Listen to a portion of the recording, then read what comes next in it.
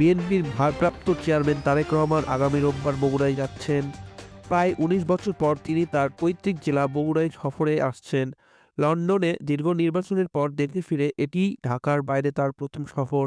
ত্রয়োদশ জাতীয় সংসদ নির্বাচনে প্রথমবারের মতো তারেক রহমান বগুড়া ৬ সদর আসনে বিএনপির প্রার্থী হয়েছেন। পাশাপাশি তিনি ঢাকা ১৭ আসনেও দলের প্রার্থী। বগুড়ার গাবতলীতে রয়েছে তার বাবা, বিএনপির প্রতিষ্ঠাতা ও সাবেক রাষ্ট্রপতি জিয়াউর রহমানের পৈতৃক বাড়ি। বগুড়া বিএনপির তথ্য অনুযায়ী ১১ জানুয়ারি সকালে তারেক রহমান গুলশানের বাসা থেকে বগুড়ার উদ্দেশ্যে যাত্রা করবেন। বগুড়ায় পৌঁছে তিনি সেদিন রাত যাপন করবেন। পরদিন তিনি সদ্য প্রয়াত বিএনপি চেয়ারপারসনের রুহ-এর মাগফিরাত কামনায় আয়োজিত গণদোয়া মাহফিলে অংশ নেবেন। এই আয়োজন হবে বগুড়ার ঐতিহাসিক আলতাফুন্নেছা খেলার মাঠে। এরপর তিনি সড়কপথে রংপুর যাবেন। সেখানে জুলাই শহীদ আবু সাঈদের কবর জিয়ারত করবেন।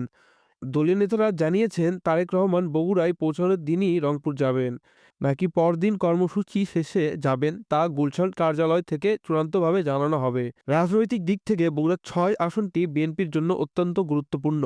১৯৯৬ থেকে ২০০৮ সাল পর্যন্ত ৪ বার এই আসনে জয়ী হন সাবেক প্রধানমন্ত্রী খালেদা জিয়া। ২০১৮ সালে আসনটিতে বিএনপির মহাসচিব মির্জা ফখরুল ইসলাম আলমগীর বিজয়ী হলেও শপথ না নেওয়ায় উপনির্বাচনে বিএনপির গোলাম মোহাম্মদ সিরাজ জয়ী হন।